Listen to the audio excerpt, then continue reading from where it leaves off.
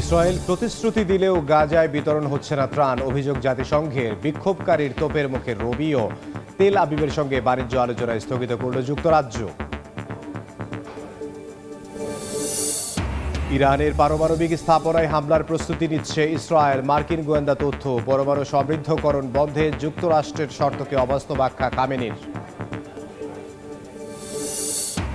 পাকিস্তানের সঙ্গে যুদ্ধ স্থগিত হয়েছে, বন্ধ হয়নি মন্তব্য ভারতীয় সেনা কর্মকর্তার। ইসলামাবাদের হয়ে গুপ্তচর বৃত্তির অভিযোগে গ্রেফতার 12। এবং রাশিয়া ইউক্রেন যুদ্ধ বন্ধে ভ্যাটিকানে শান্তি আলোচনার প্রস্তাবে রাজি পোপ লিও। মস্কোর ওপর নতুন করে নিষেধাজ্ঞা ইইউর। কিয়েভ পুনর্গঠনে তহবিল দিতে পারে G7।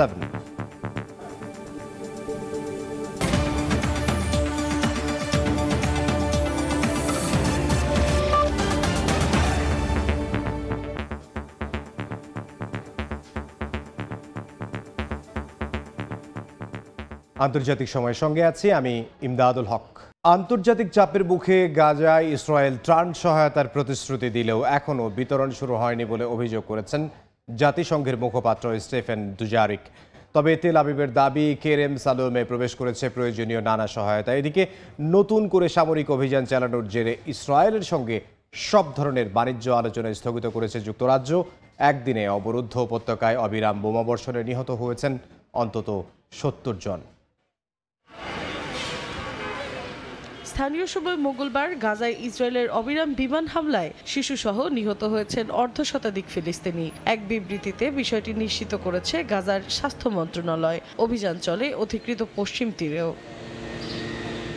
আন্তর্জাতিক চাপের মুখে সোমবার গাজায় ইসরায়েল সীমিত পরিসরে ত্রাণ সহায়তা প্রবেশের অনুমতি দিলেও তার কোনো বাস্তবায়ন নেই বলে অভিযোগ করেছে জাতিসংঘ।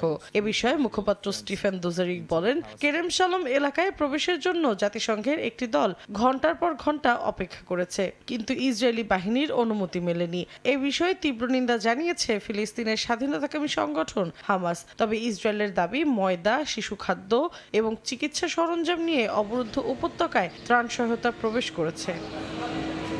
বর্বরতার চরম মাত্রায় পৌঁছানোর পরও গাজায় নতুন নতুন জায়গা দখল করার ঘোষণা দিয়েছে ইসরায়েল। পাশাপাশি হামাসের বিরুদ্ধে সামরিক অভিযান আরো জোরদারের ঘোষণা দিয়েছে আইডিএফ। এদিকে ইসরায়েলের সঙ্গে বাণিজ্য আলোচনা স্থগিত করেছে যুক্তরাজ্য। মঙ্গলবার ব্রিটেনের পররাষ্ট্রমন্ত্রী ডেভিড ল্যামি জানায়, অবরুদ্ধ গাজায় সামরিক অভিযানের জেরে এ সিদ্ধান্ত নিয়েছে দেশটি।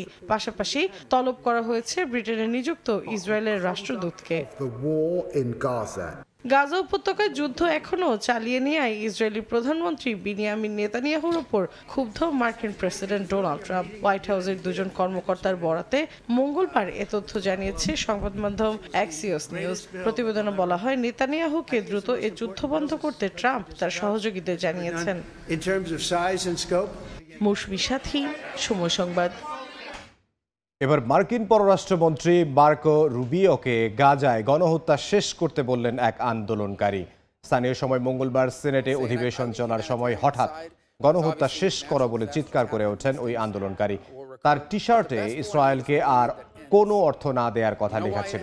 পরিস্থিতি নিয়ন্ত্রণে সঙ্গে সঙ্গে তাকে বাইরে নিয়ে যায় নিরাপত্তা বাহিনী। মুহূর্তে ভিডিওটি ছড়িয়ে পড়ে সামাজিক যোগাযোগ মাধ্যমে।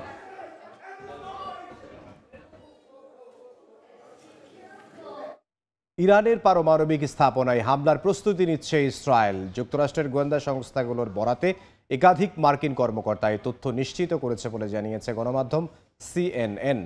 এর মধ্যেই পরমাণু সমৃদ্ধকরণ বন্ধে যুক্তরাষ্ট্রের শর্তকে অবাস্তব আখ্যা দিয়ে প্রত্যাখ্যান করেছে ইরানের সর্বোচ্চ ধর্মীয় নেতা আয়াতুল্লাহ আল খামেনি। ইরানের পারমাণবিক কর্মসূচি বন্ধ করতে নানামুখী প্রচেষ্টা চালিয়ে যাচ্ছে যুক্তরাষ্ট্র। পরপর কয়েক দফার পরোক্ষ আলোচনায়ও কোনো ফলপ্রসূ সিদ্ধান্ত আসেনি। এর মধ্যে পঞ্চম দফার আলোচনাও হবে কিনা তা নিয়ে দেখা যাচ্ছে অনিশ্চয়তা। এরই মধ্যে যুক্তরাষ্ট্রের গোয়েন্দা সংস্থাগুলোর বরাতে নাম প্রকাশে অনিচ্ছুক একাধিক মার্কিন কর্মকর্তা ফাঁস করল চাঞ্চল্যকর তথ্য। মার্কিন সংবাদ মাধ্যম CNN এক প্রতিবেদনে জানায়, ইরানের পারমাণবিক স্থাপনায় হামলার প্রস্তুতি নিচ্ছে ইসরায়েল। তবে এই প্রতিবেদনের বিষয়ে কোনো মন্তব্য করেনি ইসরায়েল। অবশ্য ইরানের পারমাণবিক স্থাপনায় হামলার এই সিদ্ধান্ত ইসরায়েল চূড়ান্ত করেছে কিনা তা এখনও স্পষ্ট নয়। মার্কিন প্রশাসনের ভেতরেও বিষয়টি নিয়ে ভিন্ন মত রয়েছে বলে জানা গেছে।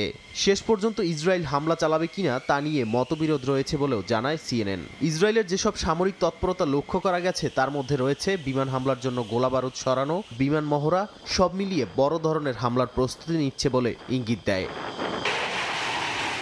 এদিকে সম্প্রতি যুক্তরাষ্ট্র জানায় ইরানকে ইউরেনিয়াম সমৃদ্ধকরণের সীমা অতিক্রম করতে দেয়া হবে না। দেশটির এমন সিদ্ধান্তের তীব্র নিন্দা জানিয়ে তা প্রত্যাখ্যান করলেন ইরানের সর্বোচ্চ ধর্মীয় নেতা আয়াতুল্লাহ আলী খামেনি। বলেন, সাবেক প্রেসিডেন্ট ইব্রাহিম রাইসির আমলেও আলোচনা হয়েছিল, কিন্তু ফল আসেনি। এবারও যে আসবে এমন কোনো নিশ্চয়তাও নেই। এছাড়া ইরান সবসময় বলে আসছে তারা শান্তিপূর্ণ পারমাণবিক কর্মসূচি চালিয়ে যাবে। নাদিম মারজান, সময় সংবাদ।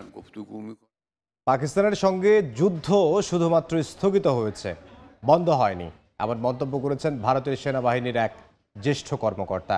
পাকিস্তানের হয়ে গুপ্তচর বৃত্তির অভিযোগে এক ইউটিউবার সহ 12 জনকে গ্রেফতার করেছে দেশটির আইন শৃঙ্খলা বাহিনী। যুদ্ধবিরতির মধ্যেই নিয়ন্ত্রণ রেখায় সামরিক মহড়া চালাচ্ছে ভারতের সেনাবাহিনী।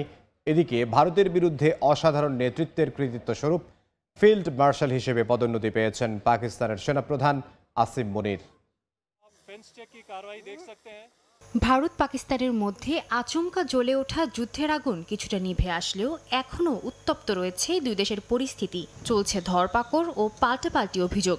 এরই মধ্যে পাকিস্তানের হয়ে গুপ্তচর বৃত্তির অভিযোগে এক ইউটিউবার সহ 12 জনকে গ্রেফতার করেছে মোদি প্রশাসন। পুলিশের দাবি, এই নেটওয়ার্ক থেকে পাকিস্তানি গোয়েন্দাদের কাছে পাঠানো হতো স্পর্শকাতর তথ্য। কাশ্মীরেও আদালতের নির্দেশে 4 পাকিস্তান ভিত্তিক হ্যান্ডলারের সম্পত্তি জব্দ করেছে পুলিশ। বারামুল্লা ও পুলওয়ামার এই 4 ব্যক্তির বিরুদ্ধে অভিযোগ, তারা বিভিন্ন সন্ত্রাসী অভিযানে অস্ত্র যোগানো ও স্থানীয় সেল গঠনে সক্রিয় ছিল। যুদ্ধবিরতির মধ্যেই নিয়ন্ত্রণ রেখায় সামরিক মহড়া চালাচ্ছে ভারতীয় সেনাবাহিনী, জানান দিচ্ছে তাদের সক্ষমতা। গণমাধ্যম কর্মীদের জন্য আয়োজিত ডি ফ্যাক্টো বর্ডার ট্যুরের অংশ হিসেবে এই মহড়ার আয়োজন করা হয়। বিশ্লেষকদের আশঙ্কা, ভারত পাকিস্তানের মধ্যবর্তী এই যুদ্ধবিরতিতে দুই দেশের মধ্যে ক্ষমতার ভারসাম্য নড়ে চড়ে গেছে। নয়াদিল্লি নিজেদের ক্ষমতার সম্পূর্ণ বহিঃপ্রকাশ তো করতে পারেইনি, বরং কিছুটা হতাশ হয়ে ফিরতে বাধ্য হয়েছে।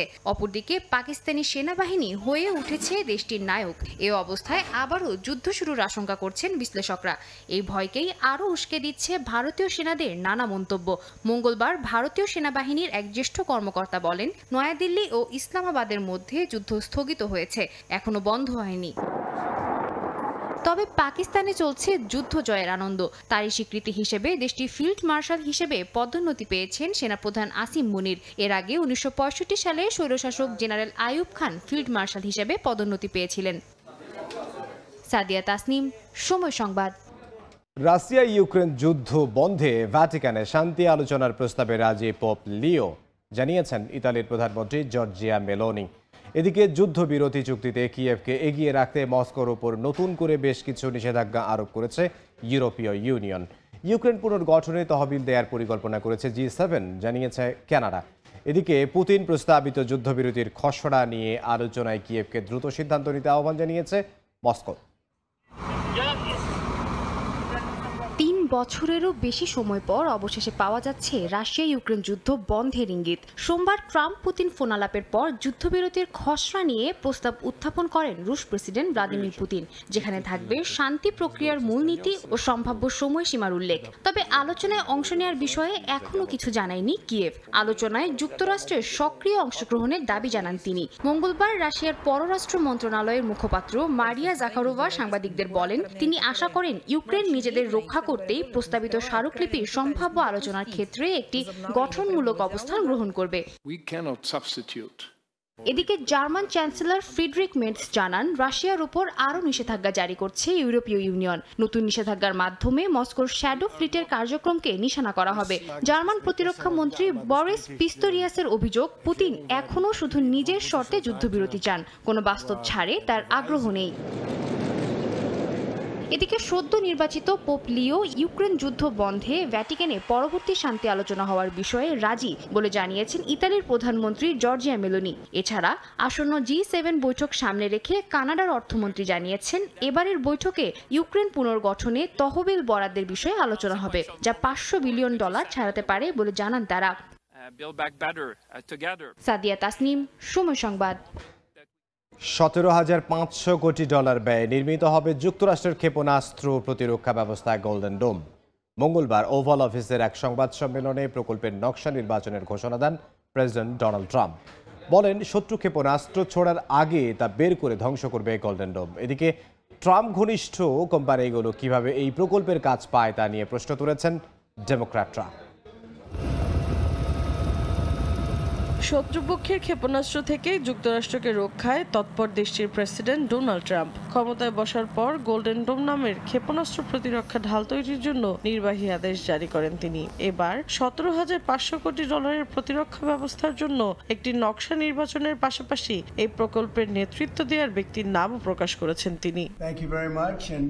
স্থানীয় সময় মঙ্গলবার ওভাল অফিসের এক সংবাদ সম্মেলনে ট্রাম্প বলেন, গোল্ডেন ডোম মহাকাশ ভিত্তিক সিস্টেম যা চীন ও রাশিয়ার ক্ষেপণাস্ত্র হুমকি ঠেকাতে তৈরি করা হচ্ছে। শত্রু ক্ষেপণাস্ত্র ছোড়ার আগে তা বের করে ধ্বংস করবে গোল্ডেন ডোম। স্পেস ফোর্সের জেনারেল মাইকেল গুইটলাইন এর নেতৃত্ব দেবেন। এই কর্মসূচিকে সামরিক পরিকল্পনার মেরুদণ্ড বলে অভিহিত করেছে ট্রাম্প প্রশাসন।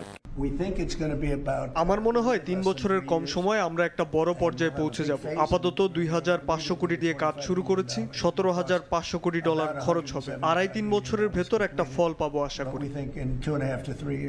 তবে ট্রাম্পের এই উদ্যোগ ঘিরে শুরু হয়েছে বিতর্ক। ট্রাম্প ঘনিষ্ঠ স্পেসএক্স, পলান্টির ও আন্দুরিলের মতো কোম্পানিগুলোকে এই প্রকল্পের চুক্তিপত্র কিভাবে দেয়া হচ্ছে তা নিয়ে প্রশ্ন তুলছেন ডেমোক্র্যাটরা।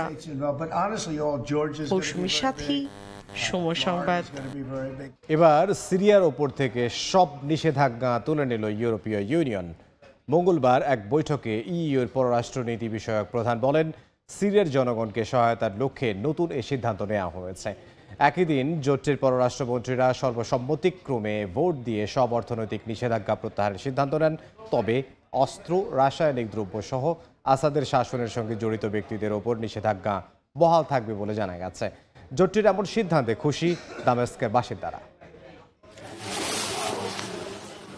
চলতি মাসে মধ্যপ্রাচ্য সফরে গিয়ে সিরিয়ার অন্তর্বর্তীকালীন প্রেসিডেন্ট আহমেদ আল শারার সঙ্গে সাক্ষাৎ করেন মার্কিন প্রেসিডেন্ট ডোনাল্ড ট্রাম্প। ঘোষণা দেন দেশটির ওপর যুক্তরাষ্ট্রের আরোপিত সব নিষেধাজ্ঞা প্রত্যাহারের।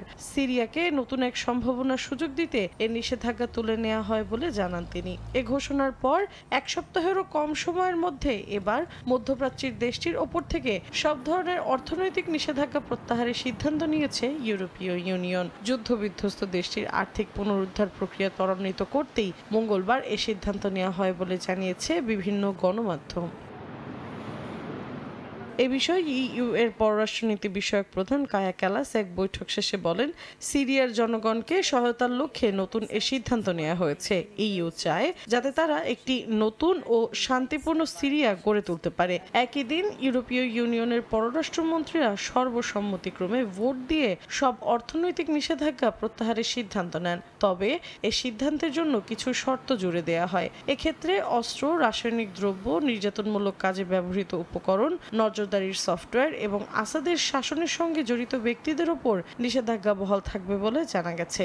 জোটটির এমন সিদ্ধান্তে খুশি দামেস্কের বাসিন্দারা। এর আগে চলতি বছর ফেব্রুয়ারিতে সিরিয়ার জ্বালানি খাতে কিছু নিষেধাজ্ঞা শিথিল করে ইউরোপীয় ইউনিয়ন। তবে ব্যাংকিং ও আর্থিক খাতে বেশ কিছু নিষেধাজ্ঞা বহালই ছিল। এসব নিষেধাজ্ঞা তুলে নিতে সিরিয়ার পক্ষ থেকে বারবার অনুরোধ করা হচ্ছিল বলে জানা গেছে। মানবাধিকার সংস্থাগুলোর দাবিও ছিল একই রকম। মৌসুমী সাথী, সময় সংবাদ।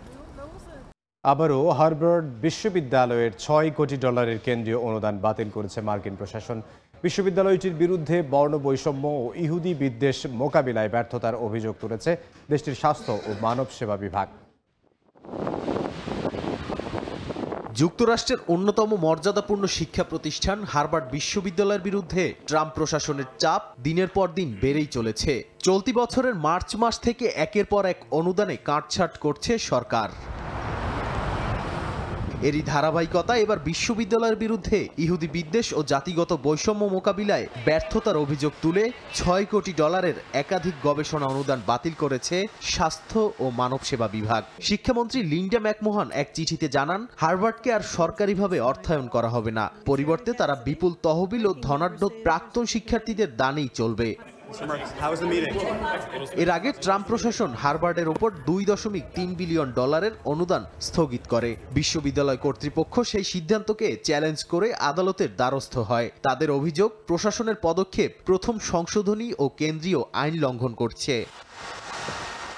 মূলত গাজায় ইসরায়েলি অভিযানের বিরুদ্ধে যুক্তরাষ্ট্রের ক্যাম্পাসে ছড়িয়ে পড়া ফিলিস্তিনপন্থী বিক্ষোভ দমন করতে গিয়ে এই দ্বন্দ্বের সূত্রপাত। প্রেসিডেন্ট ট্রাম্প এসব আন্দোলনকে অবৈধ এবং ইহুদি বিদ্বেষী বলে অভিহিত করেছেন।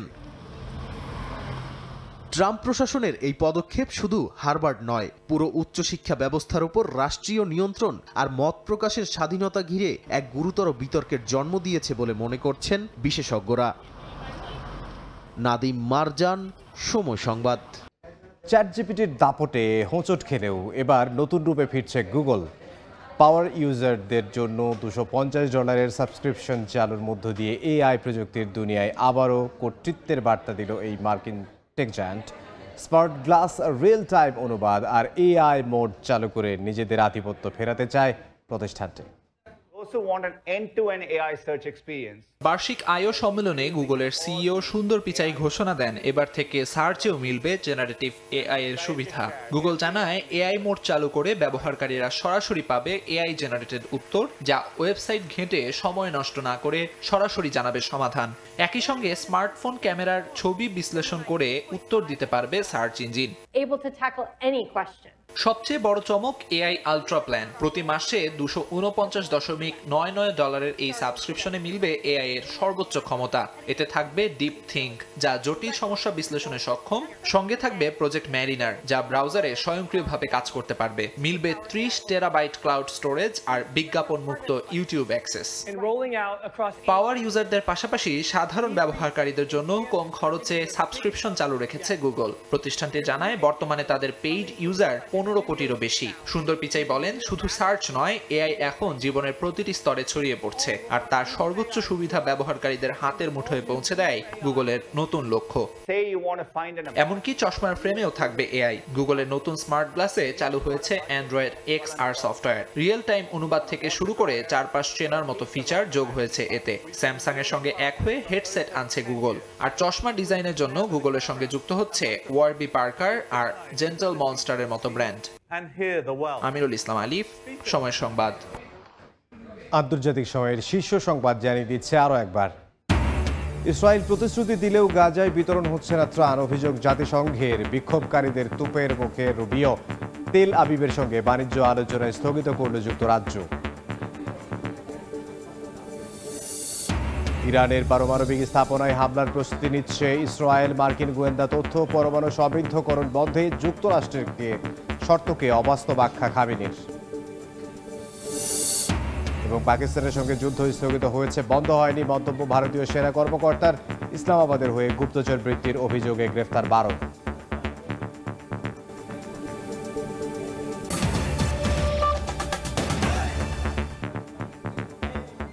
এই ছিল আন্তর্জাতিক সময়ের সঙ্গে থাকুন সময়।